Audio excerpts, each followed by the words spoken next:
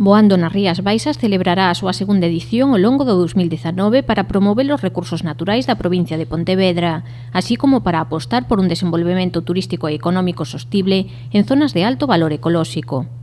O ano pasado fixemos esta iniciativa como un proxecto piloto. Esgotáronse as prazas das 3 rutas propostas en canto se ofertaban, é dicir, inmediatamente se cubrían todas as prazas.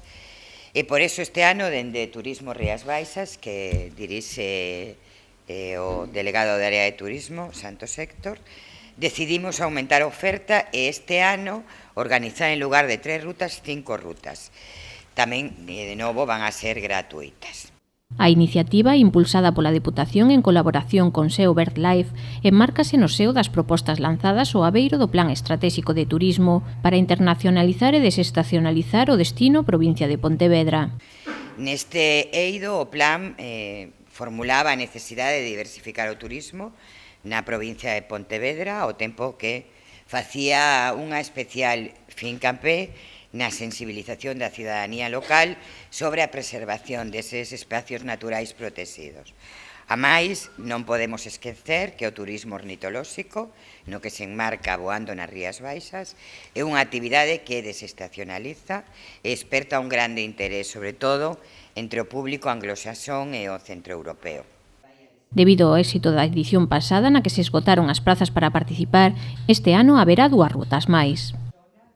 O ano pasado as rutas foron o Esteiro do Río Miño e Foz de Ramallosa, o complexo intermareal Umia Grove e as Brañas de Sestoso, e este ano imos engadir a Serra do Suído e a Enseada de San Simón.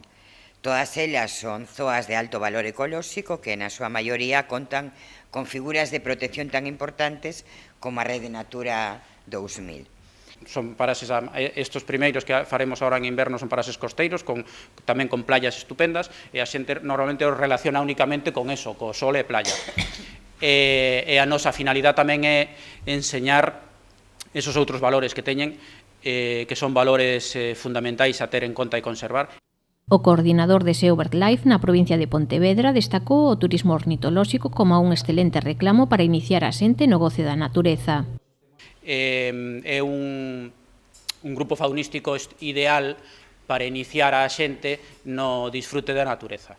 Son animais que se deixan ver con certa facilidade, con hábitos diurnos, porque se vamos buscando mamíferos seguramente tendremos que utilizar a noite, entonces as aves nos permiten conectar enseguida ao público coa natureza. A primeira ruta terá lugar o 20 de xaneiro no Esteiro do Río Miño. As seguintes serán o 10 de febreiro, 3 de marzo, 19 de maio e 16 de xuño. Os interesados terán que inscribirse a través dun formulario habilitado na web da Deputación nas semanas previas a cada unha das rutas. Durante a actividade, os participantes estarán acompañados de ornitólogos e terán a súa disposición de xeito gratuito o material óptico, así como unha guía.